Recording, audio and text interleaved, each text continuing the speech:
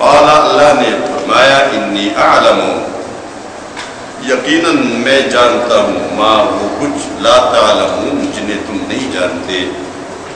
یہاں اس سے پہلے بندگی رب کی دعوت کی، اللہ کی بندگی کی دعوت دی گئی سب. اس کے بعد یہاں اس مضمون میں صرف کہانی نہیں بتائی جا رہی کہ انسان کی تخلیق اس طرح ہوئی، بلکہ اصل میں انسان کی حقیقت اور زمین میں اس کی ٹھیک ٹھیک حیثیت کا تعین کیا جا رہا ہے. چونکہ ابتدا ہے قرآن کریم کی بالکل ابتدا میں تمام لوگوں کا تعارف، اس کے بعد بندگی کی دعوت، اور اس کے بعد انسان کی حقیقت کیا ہے اور زمین میں اس کی ٹھیک ٹھیک اور صحیح حیثیت کیا ہے، یہ بتایا جا رہا ہے. اور یہ بالکل واضح اور کھلی بات ہے. انسان کیسے پیدا ہوا اس کے بارے میں دنیا کے بے شمار نظریات اور خیالات، لوگوں کے عقیدے، لوگوں کے نظریات. یہ پہلے کیا تھا، یہ بندروں کی نسل سے تھا، اور یہ پہلے کیڑا تھا، اور ترقی کرتے کرتے پھر یہ انسان بن گیا. یہ ڈارون کے نظریات اور فلاں، یہ سارا کچھ اپنی جگہ پر. لیکن یہ بات اللہ کی ہے جس نے انسان کو پیدا کیا ہے. وہ خود بتا رہا ہے کیسے پیدا کیا، کس سے پیدا کیا، جس سے سچی بات کسی کی نہیں ہو سکتی. وہ اصدق القائلین. ہم اس زمانے میں موجود نہیں تھے، نہ ڈارون موجود تھا، نہ یہ دوسرے موجود تھے، کوئی بھی موجود نہیں تھا. جس نے اس زمانے میں پیدا کیا تھا وہ خود موجود تھا، انسان کوئی نہیں تھا. انسان کا علم بھی نہیں تھا، نہ انسان موجود تھا. اللہ نے آدم علیہ السلام کو بنایا تھا، اس کی کہانی بتائی جا رہی ہے. اس انسان کی حقیقت کس سے پیدا ہوا یہ بھی بتا رہا ہے، کیسے پیدا کرے گا یہ بھی بتا رہا ہے، اور اس کی حیثیت کس لیے پیدا کر رہا ہے یہ بھی بتا رہا ہے.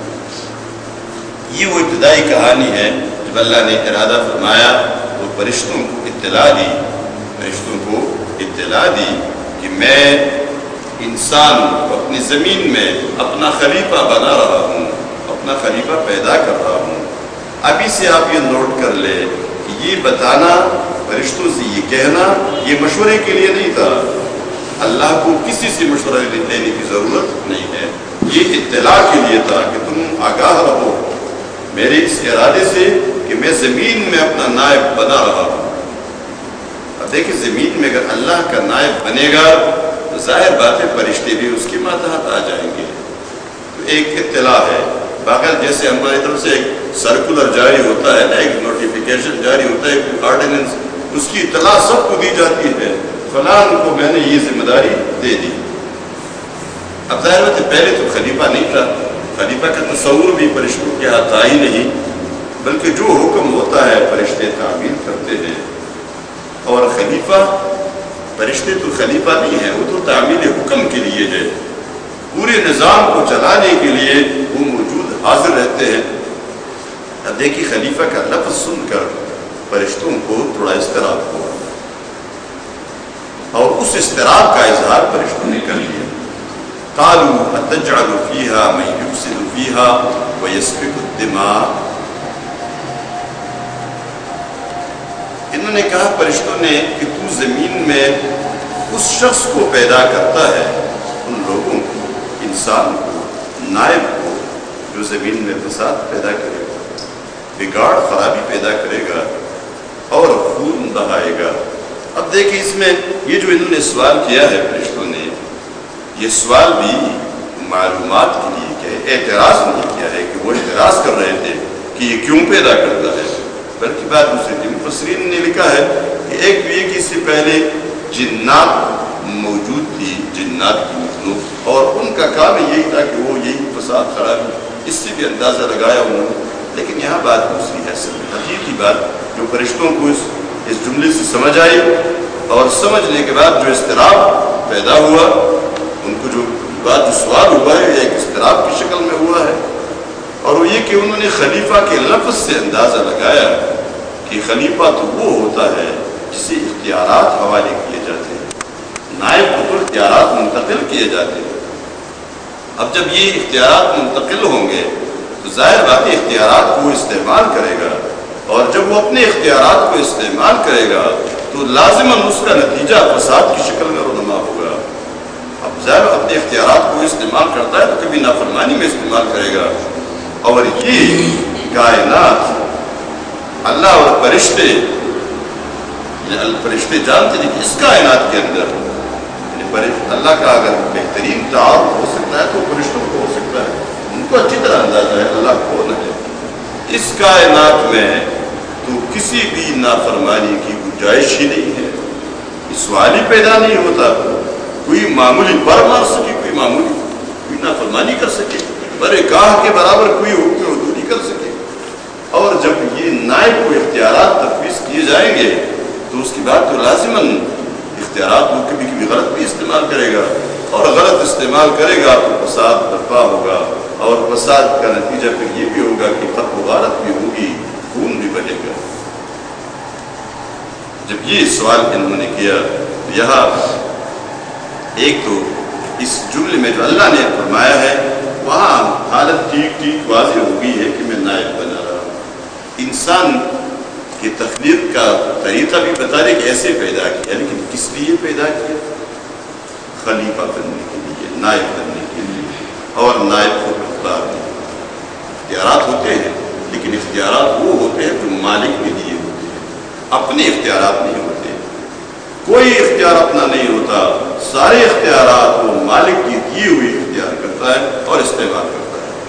اب اللہ نے جو خلیفہ کا لفظ استعمال کیا اس سے پتہ چلا کہ یہ من مانی نہیں کرے گا, اپنا اختیار نہیں چلائے گا, اپنی مرضی نہیں چلائے گا, یہ مرضی چلائے گا اللہ کا, اس لیے کہ اللہ کا نائب ہے. تو انسان کی حیثیت اللہ کے نائب کی ہے, خود مختار کی نہیں ہے, اپنا اختیار نہیں رکھتا بلکہ یہ نائب ہے. اور نائب وہ ہوتا ہے جو مالک کی دی ہوئی اختیارات کو اس کی مرضی کے مطابق استعمال کرتا ہوں. اگر کوئی اپنی مرضی کے مطابق استعمال کرنا شروع کر دے, اپنے اختیارات اپنی مرضی, وہ کہتے ہیں نا پل عظمت پل خاورہ پل اختیار, پل خاورہ پل اختیار, تو یہ باغیانہ بات ہے, باغیانہ تصور ہے. یہاں اس زمین میں اس تصور کی گنجائش نہیں. یہ خاورہ بھی اللہ کا ہے اور تو بھی اللہ کا ہے, تمہارے اختیارات بھی اللہ کی دیے ہوئے, یہ مٹی تمہاری نہیں ہے. وہ کہتے ہیں بلا خاورہ آئے کہاں سے؟ یہ اللہ کی زمین ہے اور اس زمین پر تو اللہ کا نائب ہے. اللہ کی اس زمین پر اللہ کا نظام چلاؤ گے اس لیے کہ تو اللہ کا خلیفہ ہے, اللہ کا نائب ہے. ان کی حیثیت کو ٹھیک سمجھ لو. لوگ کہتے ہیں نا کبھی کبھار کسی دفتر میں کوئی ملازم ہوتا ہے اور وہ اپنے اختیارات سے تجاوز کرتا ہے تو دفتر کا مدیر ڈائریکٹر آفیسر اس کو بلاتا ہے اور اس سے کہتا ہے بھائی تم اپنے اوقات میں رہو. اور کبھی کبھی وہ کوئی مداخلت, کس بھی صاحب نے کسی ایسے معاملے میں مداخلت, محکمہ جنگلات میں مداخلت کی تو فوراً پکڑ لیں. میں صاحب نے بتایا اپنے اختیارات اپنے اوقات میں رہو, اپنے حدود میں رہو, یہ تمہارے حدود نہیں ہے, تم نے مداخلت کی ہے. یہ ہے کہ ہر انسان اس کو اپنے اوقات میں رہنا چاہیے. اس بادشاہت میں یہ اللہ کی حکومت ہے, اللہ کی بادشاہت ہے. اس جہان کے اندر, اس کائنات کے اندر ایک پر اگر کوئی کسی پرندے کا ہلتا ہے وہ اس کے حکم سے ہلتا ہے. ایک پتا اگر درخت سے گرتا ہے تو وہ اس کے علم میں ہے, اس کو معلوم ہے کہاں سے گرا ہے, کس درخت سے گرا ہے. یہ گرے ہوئے سارے پتے اس کو پتہ ہے کس درخت سے کون سا پتا گرا ہے. ایک کیڑا جو زمین کے اندر پیدا ہوتا ہے اس کو صرف پتہ نہیں, اسی کی حکم سے پیدا ہوتا ہے, وہی اس کو رزق دے رہا ہے. عالمی نظام وہی چلا رہا ہے. عالم کا رب, عالم کا بادشاہ وہی ہے جس کے ہاتھ میں, جس کے قبضے میں اس عالم کے پورے اختیارات ہے. اب اس عالم کا نظام بھی اسی کے رب کا ہوگا, کسی اور کا نہیں ہو سکتا. عالمی نظام, یہ نیو ورلڈ آرڈر اور کتنے یہ جتنے آرڈر ہیں یہ اس آرڈر والے کے ہوں گے جو بادشاہ حقیقی بادشاہ ہے. تم اس بادشاہ کے نائب ہو, تم خود مختار نہیں ہو, تم سب سے پہلے اس کے نائب ہو. اس کے بعد آپ کی اپنی جو ضرورتیں ہیں وہ آپ کی ضرورتیں ہیں, آپ کے کھانے پینے, آپ کا گھر, آپ کی رہائش, آپ کی سارا کچھ یہ آپ کی ضرورتیں ہیں. لیکن سب سے پہلے تم اللہ کے نائب ہو. چیخیں مارتے نا, سب سے پہلے پاکستان قوم کو دھوکہ دینے والی بات ہے, اقتدار کو پھول دینے کے لیے قوم کو دھوکہ دینے کے لیے۔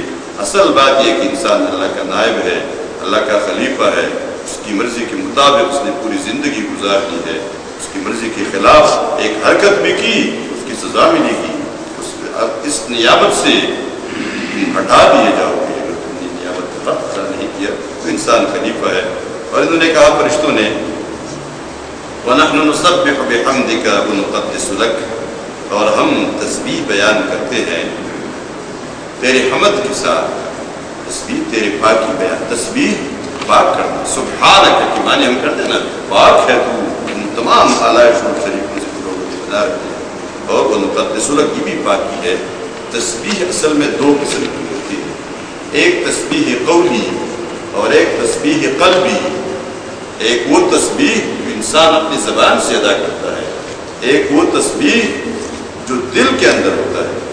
لیکن دل کے اندر سے مراد یہ نہیں ہے جو یہاں آج کل کے زمانے کی پیروں نے شروع کیے ہیں۔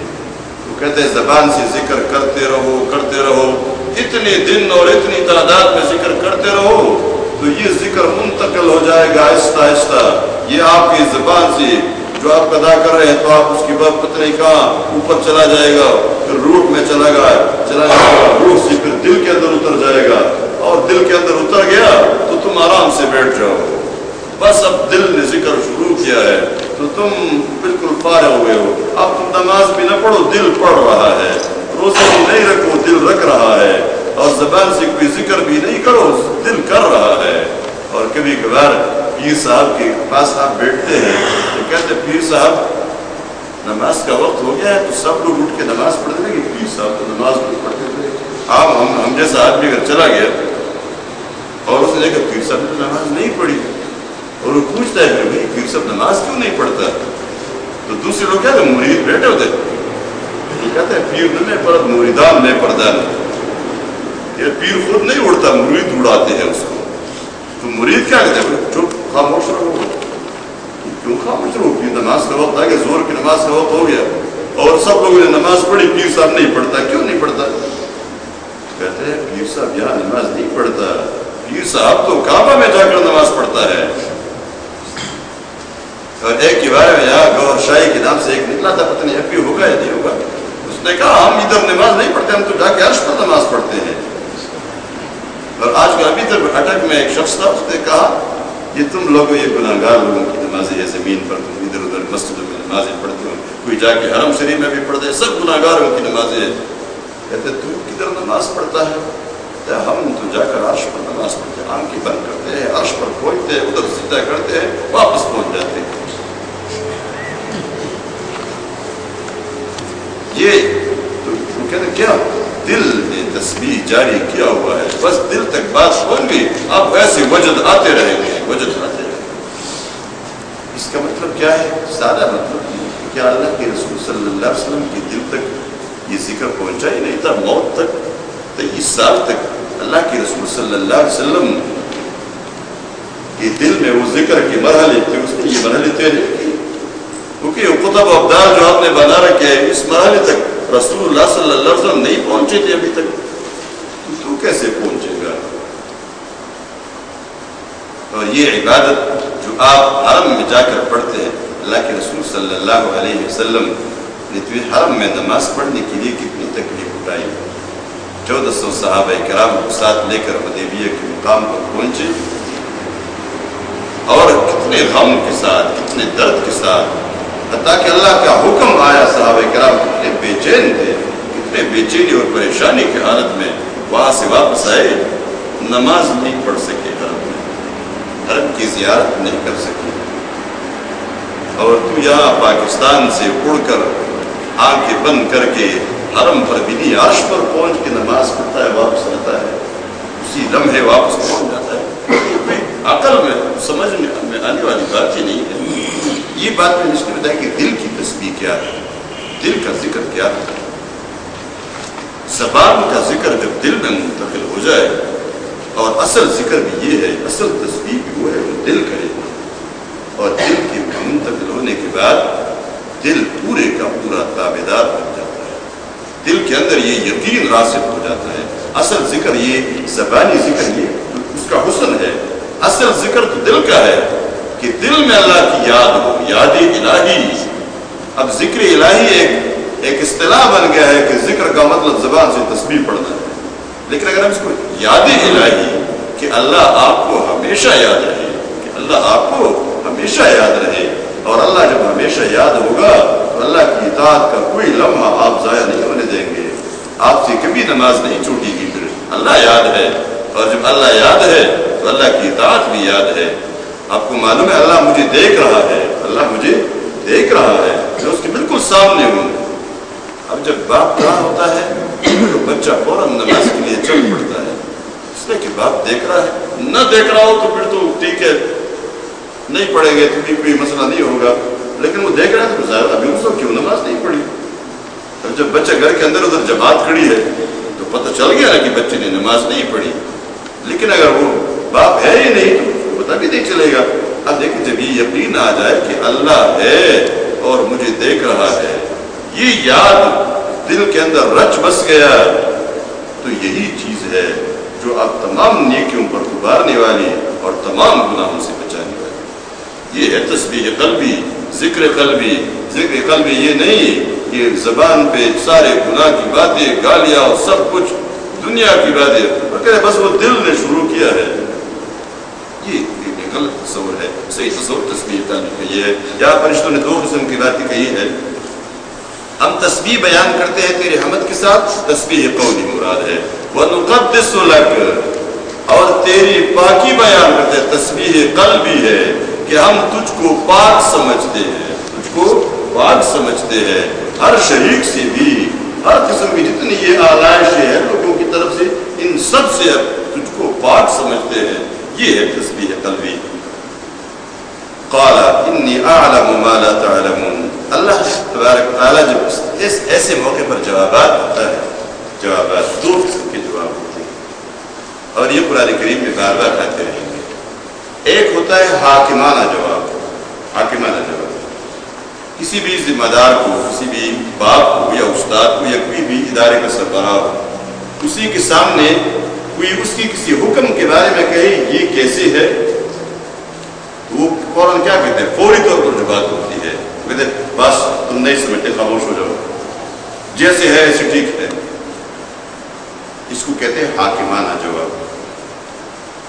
اور ایک وہ ہوتا ہے آ جائے یہ کام جو میں نے کیا ہے یہ اس وجہ سے، اس کا یہ فائدہ ہے، اس کا یہ فائدہ ہے، اس کا یہ فائدہ ہے، نہ کرنے کا یہ نقصان ہے، یہ نقصان ہے، یہ نقصان ہے. اس کو کہتے ہیں حکیمانہ جواب.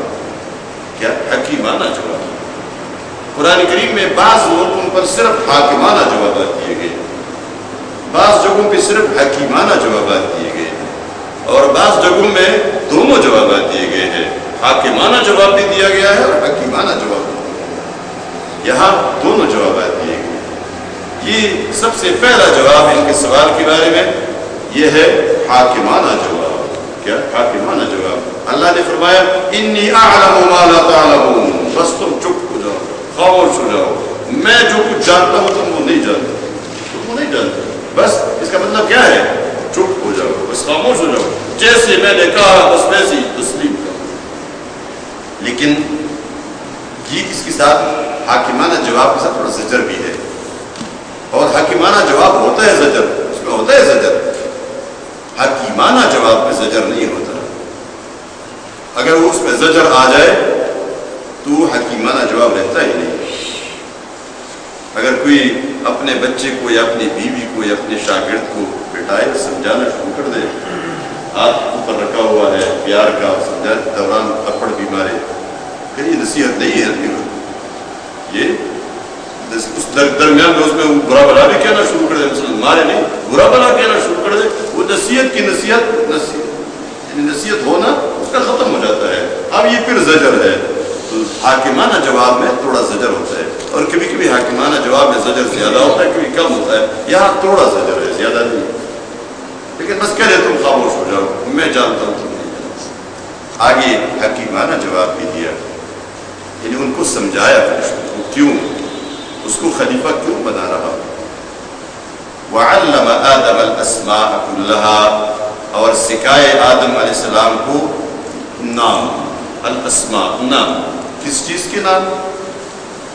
دنیا میں سب چیزیں نام سے چلتی ہیں. دنیا میں آپ دیکھیں نا کوئی چیز بھی بے نام نہیں ہے، اور جو چیز بے نام ہے انسان اس کو سمجھتا بھی نہیں.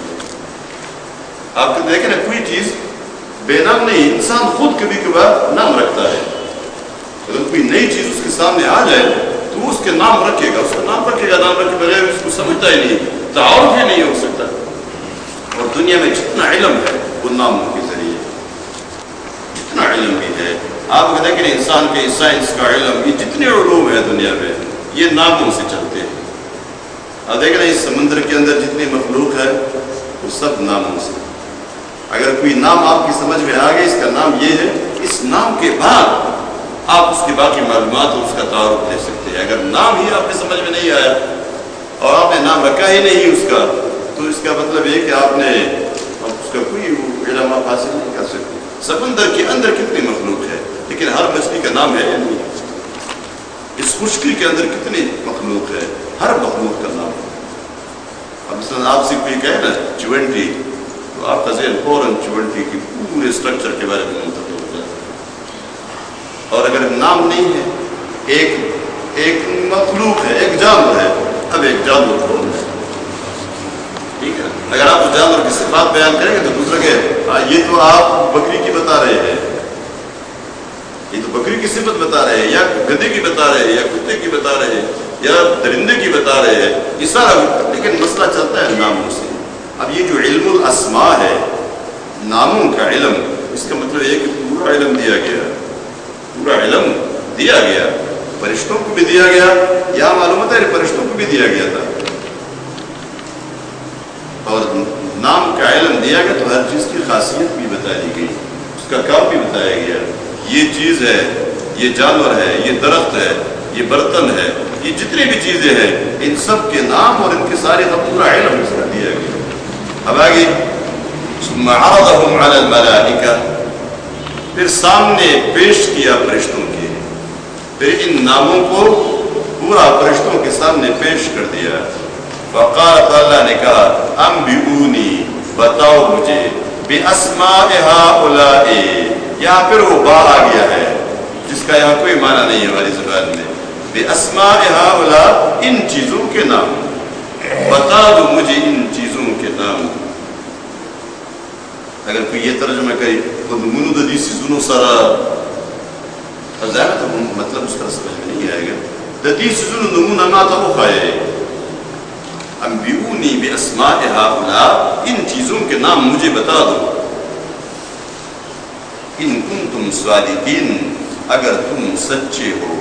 اگر تم سچے ہو کس میں؟ یہ جو آپ نے انسان کے بارے میں کہتا ہے جو ریمارکس دیے ہیں، ان کے بارے میں اگر تم اس میں سچے ہو کہ یہ اس کو خلیفہ نہیں ہونا چاہیے تو بتا دو. قالوا، فرشتوں نے کہا، سبحانک، سبحانک. اب دیکھیں نا فرشتوں کی اس جواب سے پتہ چلتا ہے کہ پہلا سوال بھی اعتراض کے طور پر نہیں تھا، اس کی حکمت سمجھنے کے لیے تھا، اور اللہ نے حکمت سمجھا دی حکیمانہ جواب میں. قالوا، انہوں نے کہا، سبحانک لا علم لنا الا ما علمتنا، تو پاک ہے، پاکی تیرے لیے ہے، ہمیں تو بس وہی کچھ معلوم ہے جو تو نے ہمیں سکھایا ہے. ہمیں تو بس وہی کچھ معلوم ہے جو تو نے ہمیں سکھایا. انک انت العلیم الحکیم، یقیناً تو علم والا اور حکمت والا ہے. اس سے معلوم ہوتا ہے کہ فرشتے اس کائنات میں جہاں جہاں جس جس ڈیوٹی پر مامور ہے ان کو بس اسی ڈیوٹی کا علم دیا گیا ہے، باقی ان کو کوئی علم نہیں دیا گیا. مثلا کوئی فرشتہ بارش پر مامور ہے تو بارش کے متعلق ساری معلومات اس کو ہے، لیکن زمین کی دوسری چیزوں کے بارے میں ان کو معلومات نہیں. جو فرشتہ جس جس کام پر ہے، جس جس ڈیوٹی پر ہے، اس کو سارا علم دیا گیا ہے. اس لیے وہ کہتے ہیں نا، ہمیں بس وہی کچھ معلوم ہے جو تو نے ہمیں سکھایا ہے، باقی علیم و حکیم ذات تو خود ہے، علم والا بھی تو ہے، اور اپنے ہر کام کی حکمت بھی تو خود ہی جانتا ہے. علم والا ہے، حکمت والا ہے.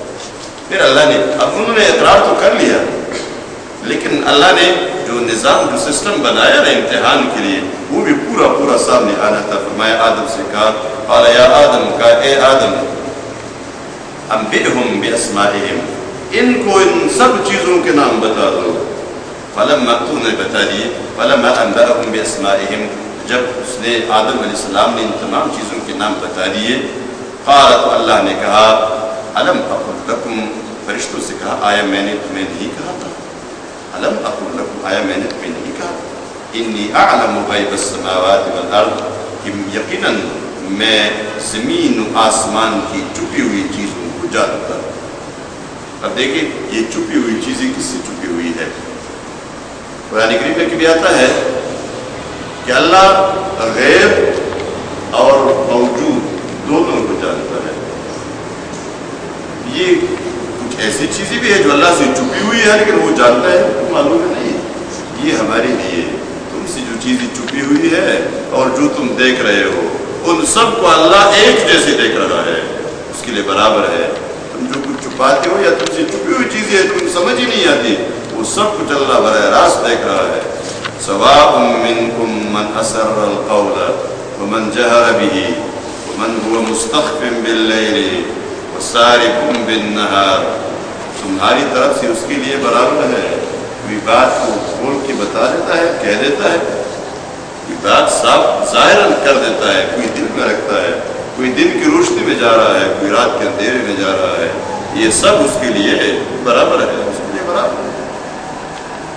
فرمایا انی اعلم غیب السماوات والارض واعلم ما تبدون وما کنتم تکتمون. اور میں جانتا ہوں جو کچھ تم ظاہر کرتے ہو اور جو کچھ تم چھپاتے ہو.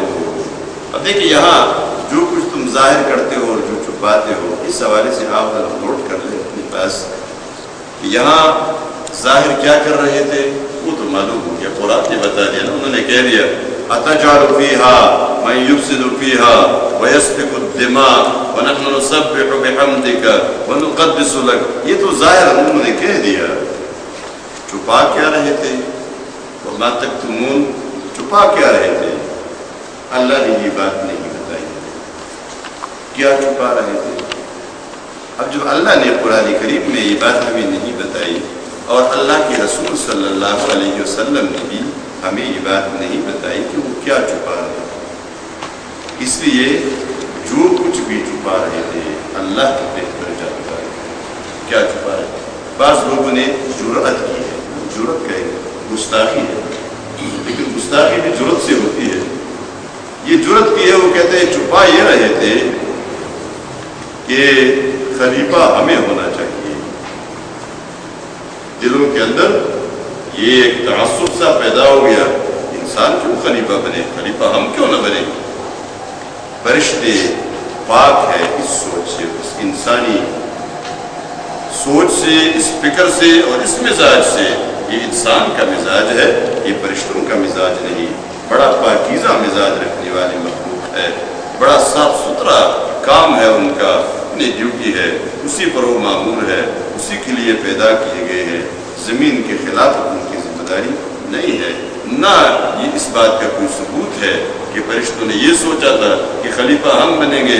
سوچا تھا یا نہیں تھا یہ الگ بات ہے, ہمیں یہ معلوم ہی نہیں ہے. ہمیں معلوم کہاں سے ہوگا؟ اس زمانے اس وقت کی بات ہے, کسی مورخ سے تو نہیں معلوم ہوگی, مورخ تھا ہی نہیں, نہ تاریخ تھی. ہمیں اگر یہ بات معلوم ہو سکتی ہے تو یہ بات معلوم ہو سکتی ہے قرآن کریم سے, اور قرآن کریم سے یا نبی کریم صلی اللہ علیہ وسلم سے کہ وہ بھی وحی ہی کے ذریعے بات کرتے ہیں. اور ان دونوں ذرائع سے یہ بات نہیں آئی کہ یہ بات چھپا رہے تھے. بس جو کچھ چھپا رہے تھے اللہ بہتر جانتا ہے, اس کا میں جانتا ہوں. وَإِذْ قُلْنَا لِلْمَلَائِكَةِ اسْجُدُوا لِآدَمَ فَسَجَدُوا إِلَّا إِبْلِيسَ. اور یاد کرو وقت جب ہم نے کہا فرشتوں سے کہ سجدہ کرو آدم کو سجدہ کرو. فسجدوا, تو انہوں نے سجدہ کیا. الا ابلیس, مگر ابلیس نے نہیں کیا. ابا, اس نے انکار کیا. واستکبر, اپنے آپ کو اونچا سمجھا, تکبر کیا. وکان من الکافرین, اور یہ تھا کافروں میں سے, یہ تھا کافر. اب دیکھیے یہاں سجدہ کا حکم دیا گیا ہے فرشتوں کو. اس سجدے کے بارے میں بے شمار اقوال, یہ سجدہ کیسے تھا, بے شمار سوال ہے, لیکن آپ اس کی حقیقت کو اچھی طرح سمجھیں. سادہ الفاظ میں سمجھیں. سوال ایک یہ بھی ہوا ہے کہ یہ سجدہ کیوں کیا گیا ہے. انسان کو تو سجدہ کرنا جائز ہے کسی اللہ کے سوا کسی اور کو سجدہ کرنا تو ناجائز ہے. فرشتوں نے کیسے سجدہ کیا؟ جواب آتا ہے اصل میں یہ سجدہ تھا اللہ کی طرف، لیکن یہ آدم کی طرف، جیسے ہم کعبے کی طرف منہ کر کے نماز پڑھتے ہیں سجدہ کرتے ہیں، حقیقت میں اللہ کی طرف ہوتا ہے وہ سجدہ. بعض لوگ پھر کہتے ہیں کہ نہیں یہ وہ سجدہ نہیں تھا جو نماز میں ہوتا ہے، یہ وہ تعظیم کا سجدہ تھا، عزت و احترام کے لیے. اور سجدہ تعظیم پچھلی امتوں میں جائز تھا، پچھلی امتوں میں جائز تھا. بعد میں اس پر اللہ کے رسول صلی اللہ علیہ وسلم نے اسے حرام کر دیا اور فرمایا کہ اگر اللہ کے سوا کسی اور کو سجدہ جائز ہوتا تو میں بیوی کو حکم دیتا کہ اپنے شوہر کو سجدہ کرے، بیوی کو حکم دیتا کہ اپنے شوہر کو سجدہ کرے. یہ ساری بات ہے، یہ ساری کچھ دوسری بھی آرا ہے اس میں، لیکن بنیادی بات ہے کہ ہر ایک پہ سوال والے ہوتا ہے. یہ ہر جواب پہ مثلا وہ کہے کہ سجدہ تو جائز نہیں ہے اللہ کے سوا کسی اور کو، تو سجدے کا نظام تو اس وقت آدم علیہ السلام ابھی بس پیدا ہی ہوا ہے، کوئی نظام تو کیا ہی نہیں گیا کہ مخلوق کا نظام کیا ہوگا، سجدہ کیسے کریں گے، کس کو کریں گے، یہ نظام تو ابھی بنا ہی نہیں تھا. اور وہ کہتے ہیں اس لیے سجدہ تعظیمی تھا اور تعظیمی سجدہ جائز تھا پچھلی امتوں میں، پچھلے انبیاء کی امتوں میں جائز تھا، تو پچھلے انبیاء کی امت اس وقت کی کہا. آپ کے ذہن میں یہ بات تھوڑی سی واضح ہو جائے گی کہ اس زمانے میں آدم علیہ السلام کو جب پیدا کیا گیا تھا، ابھی تخلیق کے ابتدائی دن ہے، پیدا کیے گئے ہیں، ابھی جب ٹوٹے ہیں تو فرشتوں کو حکم دیا جا رہا ہے سجدہ کرو. ابھی بتائیے پہلے پچھلے امتوں میں جائز تھا، اس لیے آدم کو سجدہ ہو، تو آدم سے پچھلے زمانے میں امت ہی نہیں، کہاں کی امت. اس لیے مفسرین نے بھی اس جگہ بحث کی ہے اور انہی مواد پہ کافی سارے صفحے لگائے ہیں، لیکن بات اصل میں بڑی واضح ہے. ان تمام سوالات کو بات سے ہٹ کر آپ ایک بات کو سمجھ لیں تو بعض مفسرین نے یہ بحث کی بات کی ہے اور بڑی دل کو لگنے والی بات ہے. وہ یہ ہے کہ آدم علیہ السلام کو کیا بنایا جا رہا ہے؟ خلیفہ. کہاں؟ زمین میں. اب ظاہر بات ہے فرشتے کون ہیں؟ اس رب کے کارندے ہیں، جس رب کا انسان خلیفہ ہے. خلیفہ انسان کو بنایا جا رہا ہے اور فرشتے رب کے کارندے ہیں. اس کی مثال بالکل ایسی ہے جیسے اسلام آباد میں صدر مملکت ایک شخص کو گورنر بناتا ہے. اب گورنر کے ساتھ کیا ہوتا ہے؟ گورنر تشریف لاتا ہے صوبہ سرحد میں، تو صوبہ سرحد میں جو ہی یہ پہنچ جاتا ہے تو کیا ہوتا ہے؟ یہاں جتنے کارندے حکومت کے کارندے ہیں، ان سب کو اطلاع دی جاتی ہے فلان کو گورنر بنایا گیا. اب یہ سب کیا کرتے ہیں؟ جو ہی یہ پہنچتا ہے یہ سب جتنے مثلا پولیس والے ہیں، فوج والے ہیں، یہ ایف سی والے ہیں، ملیشیا والے ہیں، نیوی والے ہیں، یہ سارے دستے ان سب کے وہ موجود ہوتے ہیں اور کیا کرتے ہیں؟ گارڈ آف آنر پیش کرتے ہیں. اس کا مطلب کیا ہوتا ہے؟ اس کی تابعداری اور اس کی فرمانبرداری کا عہد کرتے ہیں اور اس کا اظہار کرتے ہیں کہ ہم تابعدار ہیں، ہم سب تابعدار ہیں. اس کی شکل ہمارے ملک میں جو بھی ہو، کسی اور ملک میں جو بھی ہو، آج کل کی دنیا میں جو بھی ہو، اس وقت فرشتوں کو جو اطلاع دی گئی، بعد میں سجدے کا حکم دیا گیا، انقیاد کا، تابعداری کا، فرمانبرداری کا ایک مظاہرہ تھا جو ہوا تھا. اور یہ مظاہرہ اس طرح ہوا تھا کہ فرشتوں کو معلوم ہو جائے کہ تم لوگ میرے کارندے ہو، میرے خلیفہ کے لیے تم نے وہ سارے انتظامات کرنے ہیں، جو کام یہ کرنا چاہے گا. جیسے ان کارندوں کو حکم ہوتا ہے، گورنر صاحب جو حکم دیں گے، اچھا حکم دیں گے، برا حکم دیں گے، تم نے اس کو عملی کرنا ہے، بس تمہارا کام اطاعت کرنا ہے اور اس کے لیے پوری زمین ہموار کرنی ہے. گورنر صاحب جہاں جا رہے ہیں، جیسے جا رہے ہیں، جیسے چاہتے ہیں، 100 حاضر ہو تو 100 حاضر ہو، 1000 حاضر ہو تو 1000 حاضر ہو، یہ پورا مجمع تم سے بھر جائے تو بھر دو، جو کچھ بھی ہے. لیکن جب تک اس کے پاس یہ ڈگری موجود ہے، یہ اتھارٹی موجود ہے کہ وہ گورنر ہے، تو تم نے اس کی اطاعت کرنی ہے. لیکن پھر کیا ہوتا ہے؟ جب اوپر کی طرف سے حکم آتا ہے نا، آپ اس کی بات نہ مانو، پھر کیا ہوتا ہے؟ بات مانی جاتی ہے. اور جب حکم ہوتا پہنچنا ہے، اسی گورنر صاحب کو ہاتھ پاؤں سے باندھ کر، بیڑیاں لگا کر، ہتھکڑیاں پہنا کر، گاڑی میں ڈال کر فلان جگہ جیل میں پہنچا دو۔ تو وہی لوگ جو آج ابھی سے 5 منٹ پہلے تک، 1 منٹ پہلے تک اس کے حکم پہ اٹھتے اور بیٹھتے تھے، سٹ اسٹینڈ اس کے حکم سے ہوتا تھا، اب اسی کو حضرت صاحب کو باندھا ہوا ہے۔ پہلے جب بجنا his highness, his excellency, his majesty, لیکن یہ سب کچھ کہنے والے اب ہز میجسٹی کو جیل لے جا رہے ہیں، ہاتھ پاؤں سے باندھا ہوا ہے، اور اگر یہ کوئی مزاحمت کرے تو ڈنڈے بھی پڑتے ہیں۔ کیا یہ اب اس کا جو مظاہرہ شروع ہوا تھا آدم علیہ السلام کے سامنے، یہی مظاہرہ تھا کہ تم سب جب تک اس کو اللہ اجازت دیتا ہے زمین میں کہ یہ خلیفہ رہے، اس منصب پر رہے، تم نے اس کی اطاعت کرنی ہے۔ کیسے؟ جو چاہتا ہے زمین اس کے لیے ہوا کرتے ہیں۔ اب دیکھیے انسان جو کچھ کرتا ہے یہ سارا نظام فرشتوں ہی کی مدد سے اور ان کے کام سے چلتا ہے، ہر کام بھی فرشتے مامور ہے، اور یہ پورے نظام کو چلا رہے ہیں انسان کے لیے، زمین کو ہموار کرنا اس کام کے لیے، انسان کے ارادوں کو تکمیل تک پہنچانے کے لیے، فضا کو سازگار بنانا، یہ ان کا کام ہے، ان کی ڈیوٹی ہے۔ اس ڈیوٹی کے لیے تیار کیا گیا، اب اس کی شکل جو بھی ہو اس سے تعبیر کی گئی ہے، سجدے سے اس سے تعبیر کی گئی ہے۔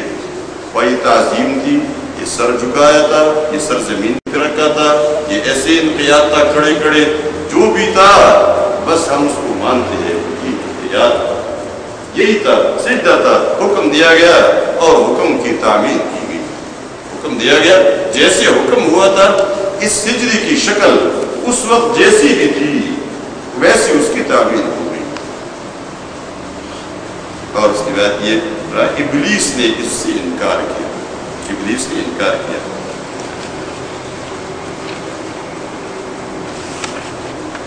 اب دیکھیے ابلیس نے یہ انکار کیا، ابلیس کہ اپنے معنی ابلاس سے ماخوذ ہے، ابلیس ابلاس سے ماخوذ ہے، اس کی معنی ہے نا امیدی،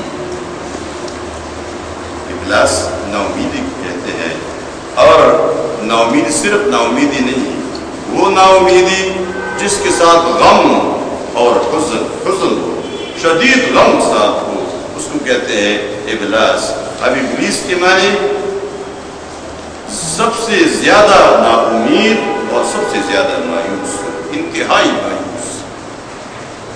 ابلیس نے انکار کیا، اور انکار کی وجہ اس نے بتائی بعد میں، قرآن کریم نے مختلف جگہوں پہ یہ وجہ بھی بتائی کہ ابلیس نے دلیل کیا دی۔ ابلیس نے کہا یہ آدم جس کو تو نے مٹی سے بنایا اور مجھے جسے تو نے آگ سے پیدا کیا ہے، آگ کی خصوصیت خاصیت کیا ہے؟ آگ جلتی ہے اوپر کی طرف جاتی ہے، شعلے اوپر کی طرف بلند ہوتے ہیں، اور مٹی وہ تو نیچے چلتی جاتی ہے، نیچے دبتی جاتی ہے۔ اب میرا اور اس کا کیا تعلق؟ میری قوم، میری نسب اس سے بہتر ہے، قبیلہ قوم نسب اس سے بہتر ہے، اب سجدہ تو مجھے ہوگا، میں نہیں کروں گا۔ اس لیے سب سے پہلا قوم پرست وہ ابلیس تھا، سب سے پہلے قوم پرستی کی بنیاد ابلیس نے رکھی۔ ابلیس نے یہ قوم کی بات کی اور لوگ اس کے پیچھے پھر قومیت کا نے آغاز کیا کہ میری قوم بہتر ہے، اس سے یہ تو بہتر نہیں ہے، اس لیے میں اس کو سجدہ نہیں کروں گا۔ اب آپ اس نے انکار کیا، مستکبر، اپنے آپ کو اونچا سمجھا، تکبر کیا، اپنے آپ کو اونچا سمجھا کہ میں اس سے بہت اونچا ہو بڑا ہوں۔ وَكَانَ مِنَ الْكَافِرِينَ، اور یہ تھا کافروں میں سے۔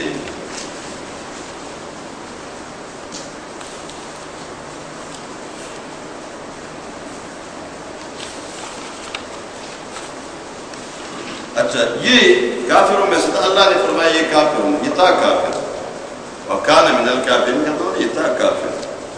بعض لوگوں نے کانا کے معنی وَصَارَ مِنَ الْكَافِرِينَ، تو دونوں ٹھیک ہے، کانا من الکافرین اور سوارا من الکافرین، ابھی کافروں میں سے ہو گیا، پہلے کافروں میں سے تھا، ابھی کافروں میں سے ہو گیا، دونوں بیک کو ٹھیک ہے۔ اس لیے حقیقت میں اللہ کے علم میں پہلے سے کافر تھا، فرشتوں کے علم میں یہ ابھی کافر بن گیا اس لیے کہ کفر ظاہر ہو گیا. اس سوال بھی اس سوال کا جواب بھی آپ کا ہو گیا ہے. یہاں اصل میں یہ غلط فہمی مشہور ہے. غلط فہمی یہ مشہور ہے کہ یہ شیطان بڑا عبادت گزار تھا، تو ٹھیک ہے فرشتوں کے ساتھ رہتا تھا تو عبادت تو کرتا ہوگا. لیکن اس میں بات یہ ہے کہ وہ عبادت کی تفصیل ہمیں معلوم نہیں کیسی عبادت اس نے کی، تو الگ بات ہے. لیکن لوگ کہتے ہیں یہ فرشتوں کا استاد تھا، فرشتوں کا استاد تھا. دیکھیں بڑی عجیب سی بات ہے.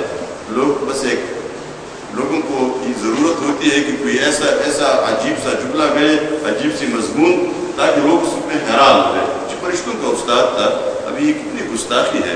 اللہ تبارک و تعالیٰ کو فرشتوں کے لیے کوئی اور استاد نہیں بناتا. شیطان کو ابلیس کو استاد بنایا کہ یہ فرشتوں کو سبق پڑھائے.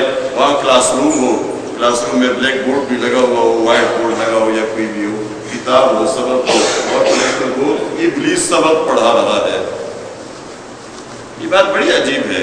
اللہ نے فرشتوں کو پیدا کیا ہے، ان کی تخلیق کے اندر وہ سارے مادے رکھے تھے جو ان کے لیے ضروری تھے.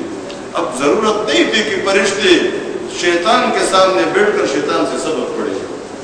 یہ بڑا عجیب سا جملہ، بڑا غلط جملہ ہے جو ہم فرشتوں کے بارے میں کہتے ہیں کہ یہ فرشتوں کا یہ استاد تھا.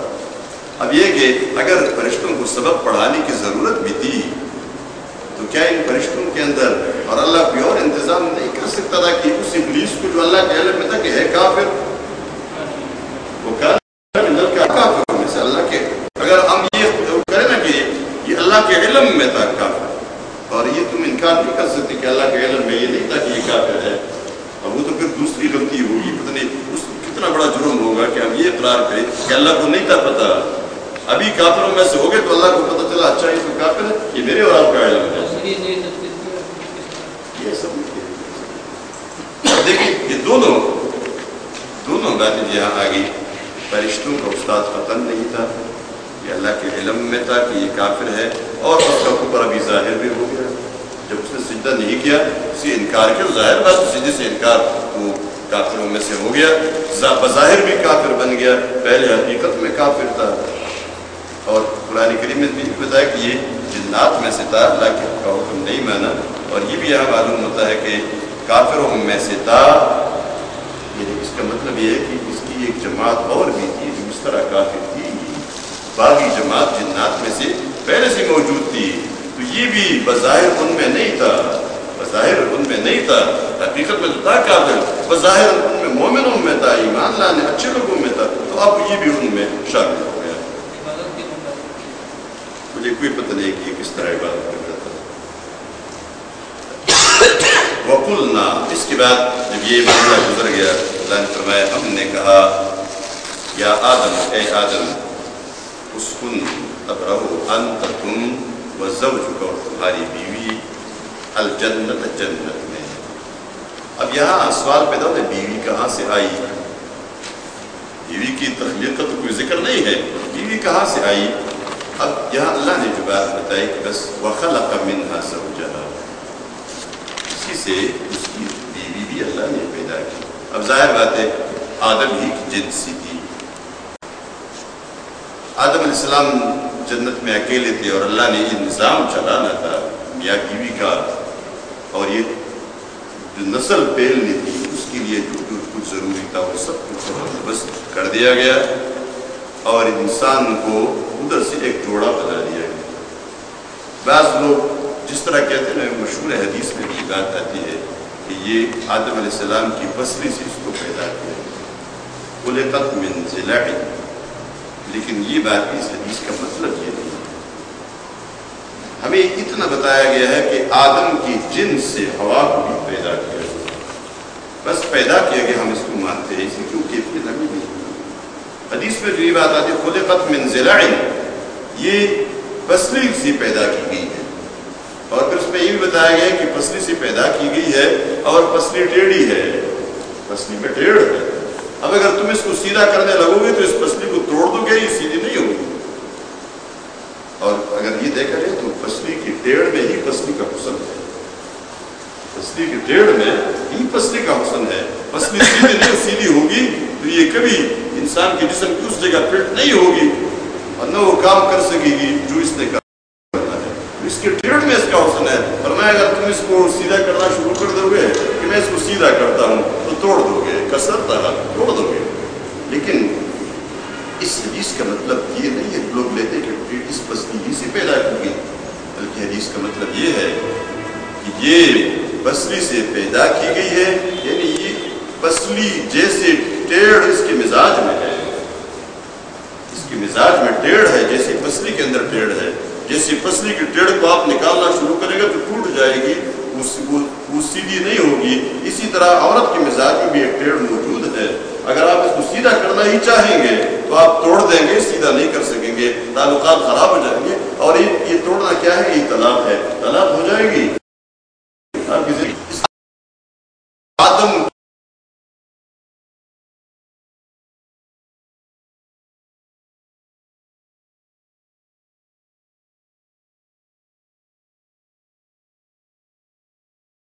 کی جنس ہی اور ضرورت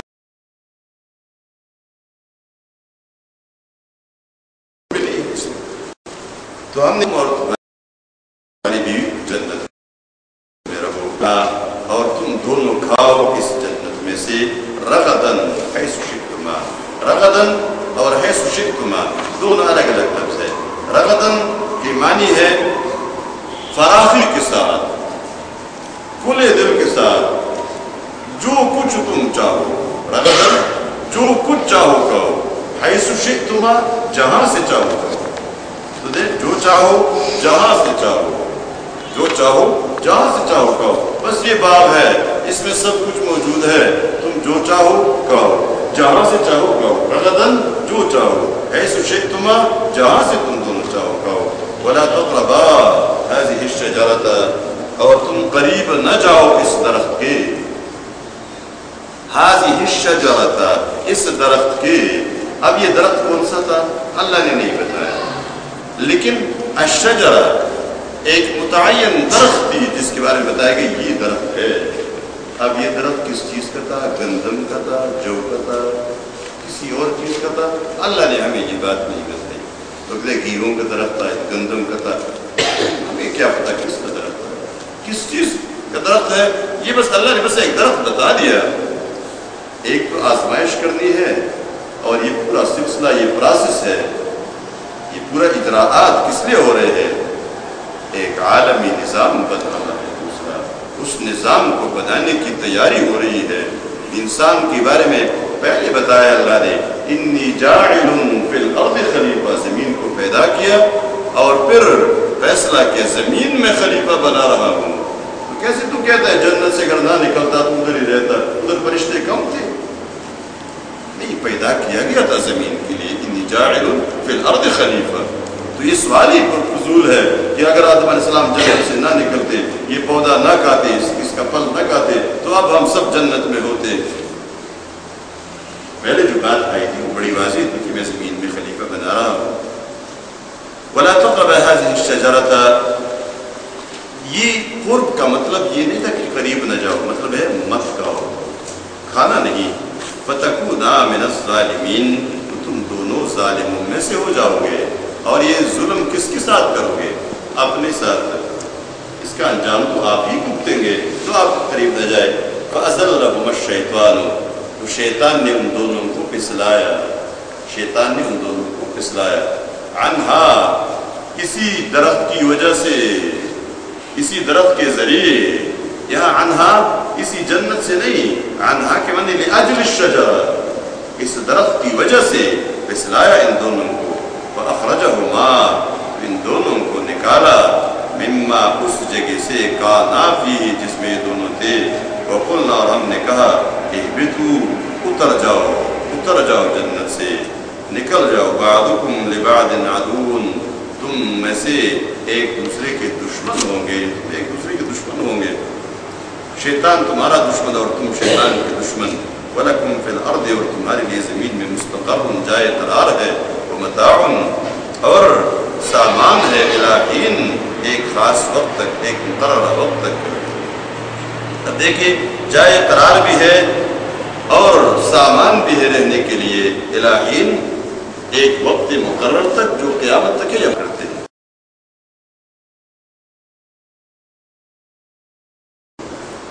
جنت ویسی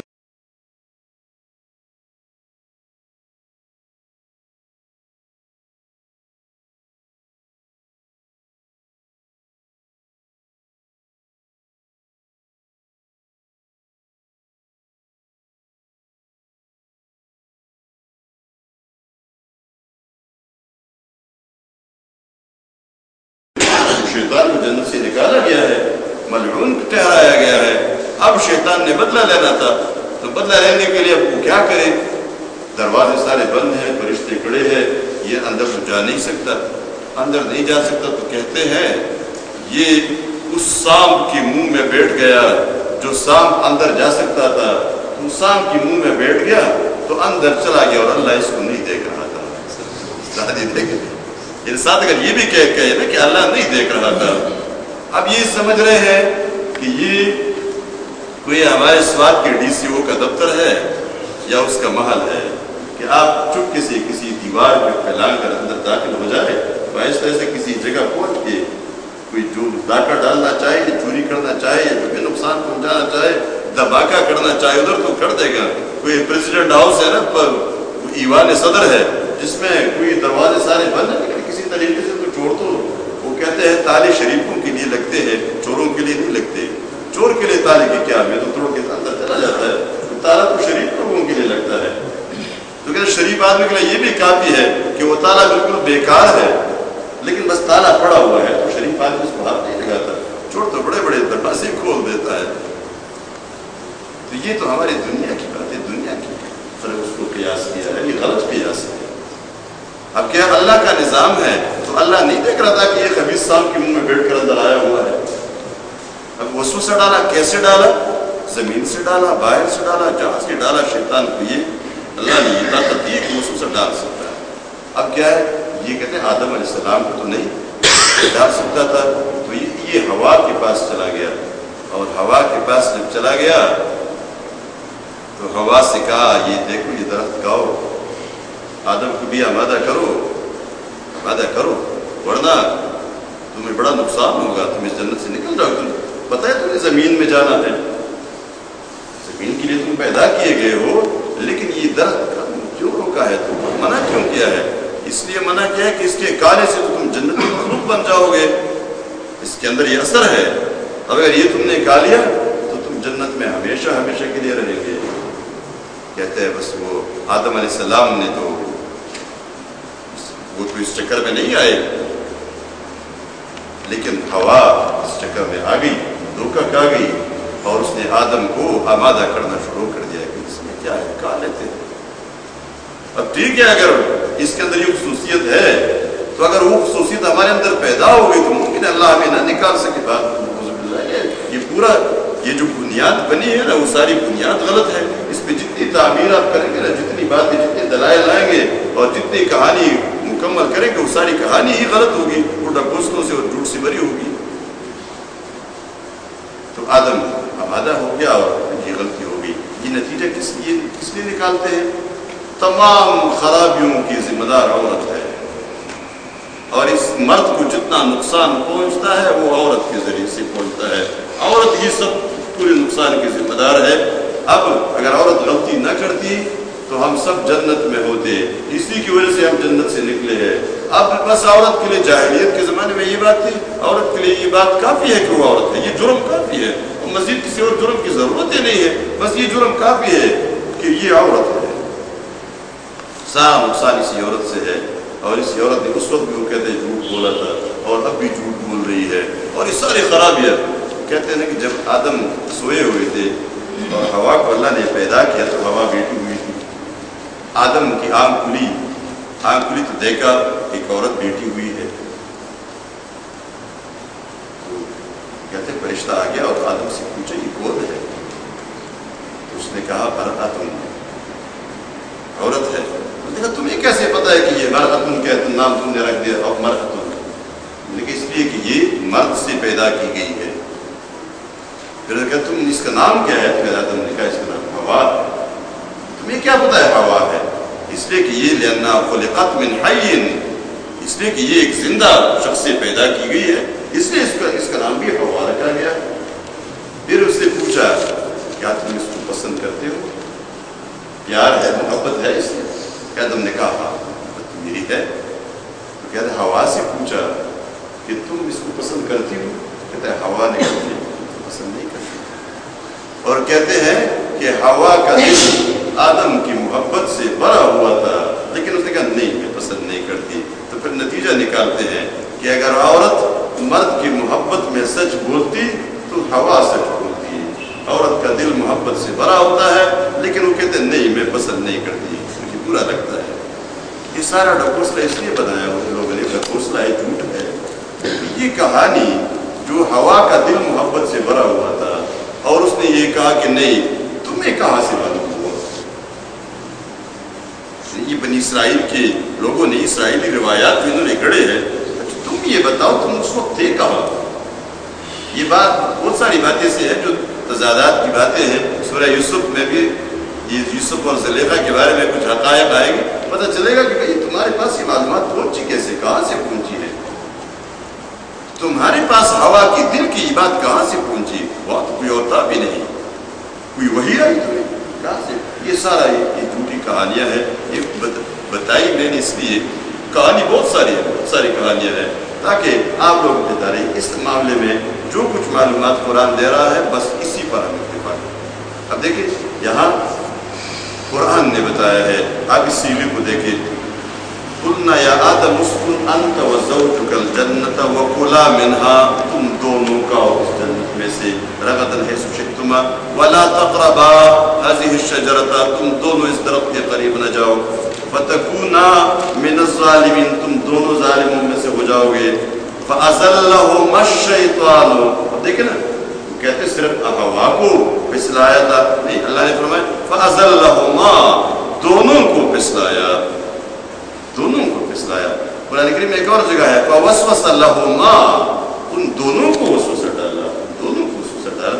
اب اس تفصیل میں آپ کیوں جاتے ہیں، پہلے اس کو ڈالا، یعنی عورت کے پیچھے لگ کر اور عورت کے خلاف لگ کر تمہیں حاصل کیا کر رہے ہو؟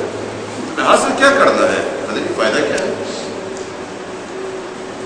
فأخرجهما مما كان فيه وقلنا اهبطوا بعضكم لبعض عدو ولكم في الأرض مستقر ومتاع إلى حين فتلقى، اب دیکھیں نا پتہ چلا نا، غلطی تو ہوگی، پتہ چل گیا، ان کو بھی احساس ہوا یقیناً، اور جو احساس ہوا اس طرح ہوا کہ جیسے انہوں نے یہ پھل تھا جو بھی تھا وہ کھا لیا، تو اللہ نے تو کہا تھا نا کہ تم اپنے ساتھ زیادتی کرو کہ نقصان تمہیں ہوگا۔ ان کے کپڑے جنتی لباس اتر گئے، اور اس لیے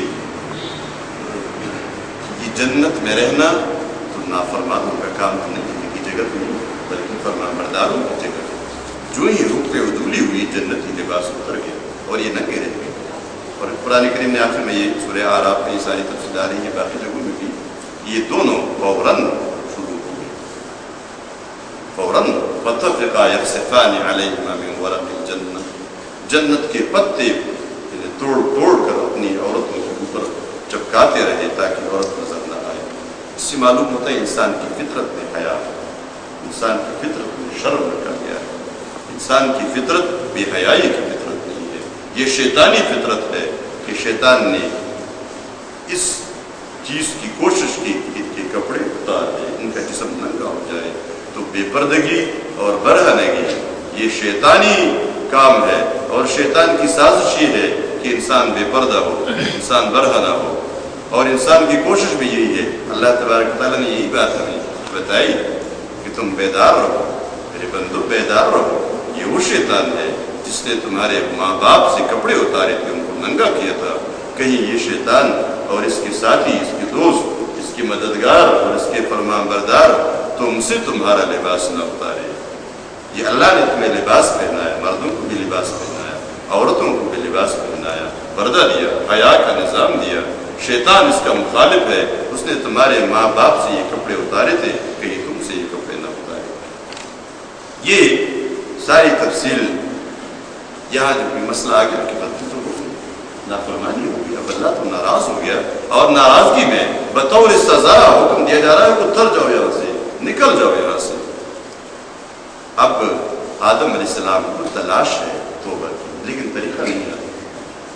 طریقہ تو نہیں آتا، کیسے توبہ کرے، رجوع کرے، ندامت کا اظہار ہے، ندامت ہے، پشیمانی ہے، لیکن کیسے کرے یہ پشیمانی، یہ طریقہ نہیں آتا۔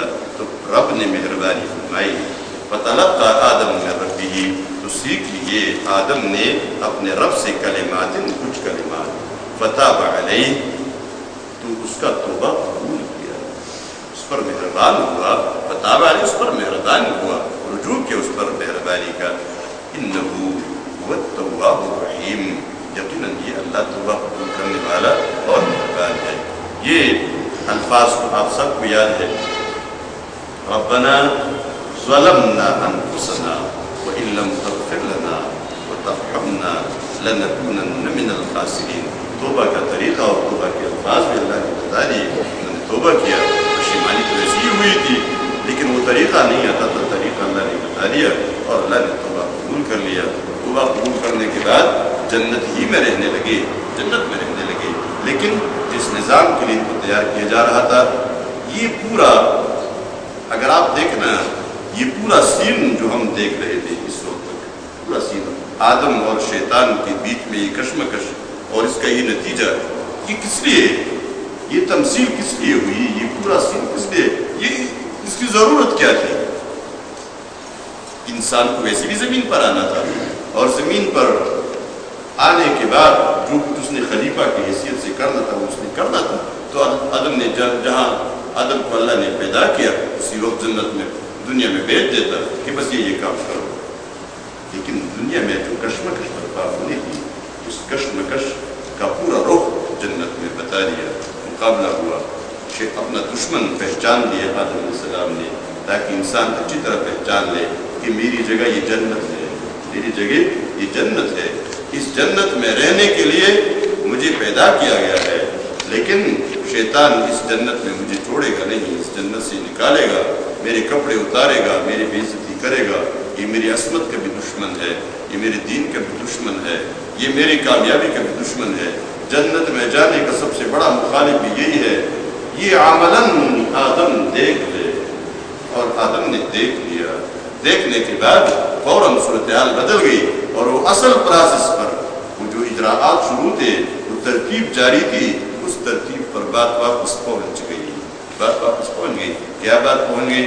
اب قلنا، ہم نے کہا، اہبطوا، اتر جاؤ، منہا، اس جنت سے، جمیعاً، تم سب، فإما يأتينكم مني هدى، تو اگر یہاں یہ فا ایک علمی بحث اگر اس میں ہم پڑھتے ہیں کہ فا عطف کے لیے ہے، پہلے سے جمع کرنے کے لیے ہے، ان حرف شرط ہے، اور ما اس میں زائد ہے۔ اگر تمہارے پاس میری طرف سے نصیحت آئے اور آئے گی، فمن تبع ہدایت، جس نے میری ہدایت کی تابعداری کی، فلا خوف علیہم، اس پر کوئی خوف نہیں ہوگا، ولا هم یحزنون، اور نہ وہ غمگین ہوں گے۔ اب دیکھ، خوف اور حزن کی بات آئی ہے، دونوں کیفیت ہے مختلف۔ خوف اس کیفیت کو کہتے ہیں جو صدمہ کے آنے سے پہلے دل پر طاری ہوتی ہے، وہ کیفیت۔ ابھی صدمہ آیا نہیں، باپ بیمار ہے تو کہیں مر نہ جائے، باپ بیمار ہے تو بیماری میں کیا ہوتا ہے؟ موت کا خطرہ ہوتا ہے کہ مر نہ جائے، یہ خوف ہے۔ اور مرنے کے بعد جو کیفیت ہوتی ہے اس کو حزن کہتے ہیں، غم، غم میں 3 دن غم ہے، 3 دن غم ہے، نہ ان پر کوئی خوف ہوگا نہ کوئی غم۔ والذین کفروا، وہ لوگ اس موضوعات میں ہمیں آپ نہ ڈالیں جہاں ہمارا پورا وہ رہ جائے، اور ہم دیکھیں۔ بہرحال انبیاء جتنے بھی ہے وہ سب معصوم ہیں۔ تو پہلا انسان ہے آدم علیہ السلام ہے، دنیا میں بھیجا جا رہا ہے۔ اس کے بعد انبیاء کے بارے میں یہ کہ وہ معصوم ہے، اور ان تفصیلی علمی بحثوں میں نہیں پڑھتے۔ جس بات میں نہیں پڑھتا، آپ مجھے اس کے میں پڑھنے پر مجبور نہ کریں۔ والذین کفروا، اور وہ لوگ جو کافر ہیں، وہ کذبوا، اور انہوں نے تکذیب کی، لایا ہے بآیات، ہماری آیات کو، اولئک اصحاب النار، یہی لوگ جہنم والے ہیں، آگ والے ہیں، ہم فیہا خالدون، اور یہ لوگ جہنم میں ہمیشہ رہیں گے۔ اس سے آگے یہ ایک بحث مکمل ہوئی، اس کا مقصد بھی آپ کو بتایا کہ انسان کی حیثیت، انسان کی حقیقت، اور ساتھ ساتھ یہ بات کہ انسان جس مقصد کی دنیا میں بھیجا جا رہا ہے اپنے دشمن کو بھی سے اسی طریقے سے پہچان لے، میری جگہ یہ جنت ہے، اسی میں آنا ہے، جو مجھے اس سے روکے گا وہ میرا دشمن ہے، اس دشمن کو بھی وہ پہچان لے، اور اس میں پوری روشنی میں، پوری طرح روشنی میں وہ زمین پر آ جائے۔ آدم علیہ السلام جب زمین پر آ رہے تھے اپنے دشمن کو بھی خوب خوب پہچان لیا تھا، زمین میں اپنی حیثیت کو بھی خوب خوب پہچانا تھا، اور زمین میں اپنی حقیقت اور اپنی حیثیت کی ساری چیزیں اس کی سب روشن تھی۔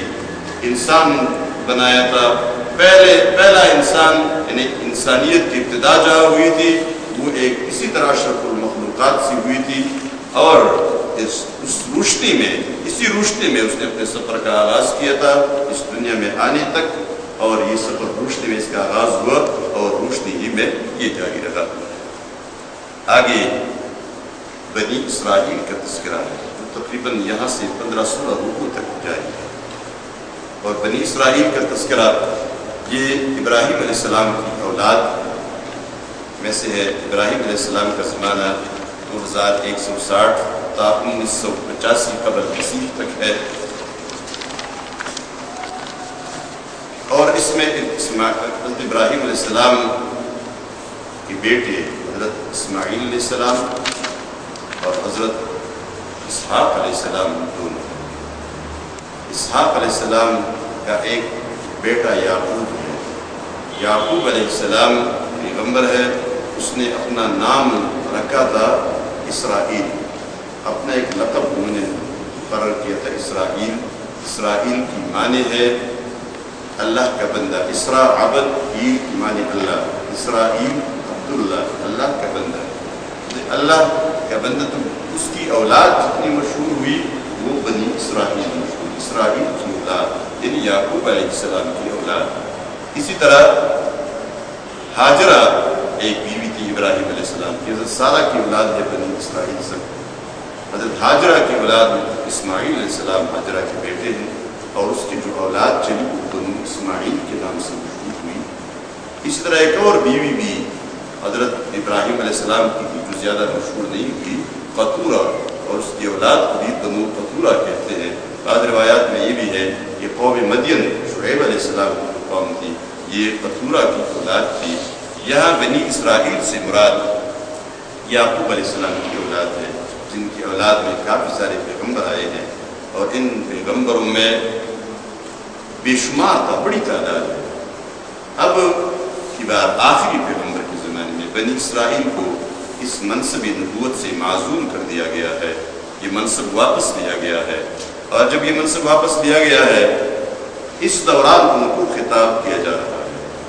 یہاں سے جو بحث شروع ہو رہی ہے یہ 15-16 رکوع تک کی بحث چلتی ہے، لیکن اس بحث میں صرف کہانیاں نہیں ہیں، بعض چیز میں دلچسپ ہوتی ہے، بعض چیزوں پہ ہم ہنستے ہیں، بعض چیزوں سے ہم محظوظ ہوتے ہیں بنی اسرائیل کی، لیکن یہ ہنسنے کے لیے اور لطیفہ سنانے کے لیے یا صرف کہانی سنانے کے لیے نہیں ہے کہ ہم بس کہانیاں سنتے ہیں، اور یہ جتنی کہانیاں ہم نے بنائی ہیں، کچھ ہم نے بنائی ہے، کچھ قرآن نے ہمیں سمجھائی ہے کہ یہ ہوا، انہوں نے یہ کام کیا، یہ ساری صرف کہانی کے لیے نہیں بلکہ ایک خاص مقصد کے طور پہ، چونکہ یہاں منصب نبوت واپس لے لیا گیا ہے بنی اسرائیل سے، بنو اسماعیل کو یہ منصب دے دیا گیا ہے۔ حضرت محمد صلی اللہ علیہ وسلم جو بنی اسماعیل میں سے ہے انہیں پیغمبری دی گئی ہے، بنی اسرائیل کو معزول کر دیا گیا ہے۔ اس دوران بڑے انتظار میں تھے یہ لوگ، ان کو بھی یقین تھا کہ پیغمبر آنے والا ہے، لیکن اس یقین کے ساتھ یہ انتظار کر رہے تھے، اور کبھی کبھی مشرکین مکہ کے ساتھ ان کی لڑائیاں ہوتی تھی تو کہتے تھے تھوڑا صبر کرو، تھوڑا صبر کرو، ابھی وہ پیغمبر آخری پیغمبر آنے والا ہے، اور اسی پیغمبر کی قیادت میں ہم تمہارے خلاف جنگ کریں گے، ہم تم پر غالب ہوں گے۔ اور اسی ڈر کی وجہ سے مشرکین مکہ سارے اس انتظار میں تھے، اور ایک دوسرے سے کہتے بھی تھے کہ اگر وہ پیغمبر آ گیا تو پہلے اس پر ایمان لاؤ، اور ایمان لاؤ گے تو تمہاری امت میں وہ سہارا مل جائے گا، ورنہ اگر یہ لوگ انہوں نے پہل کر لی تو تمہارے لیے مسئلہ ہو جائے گا۔ یہاں اس بات کی طرف بھی آگے اشارہ ہو رہا ہے، لیکن یہاں جو ذکر بنی اسرائیل کا ہوا شروع ہے، بنی اسرائیل کا شروع ہے۔ اب بنی اسرائیل کی کرتوت ہے تو یہاں اللہ تبارک و تعالیٰ نے پچھلی قوموں کے صالح لوگوں کو نبی کریم صلی اللہ علیہ وسلم پر ایمان لانے کی دعوت کی،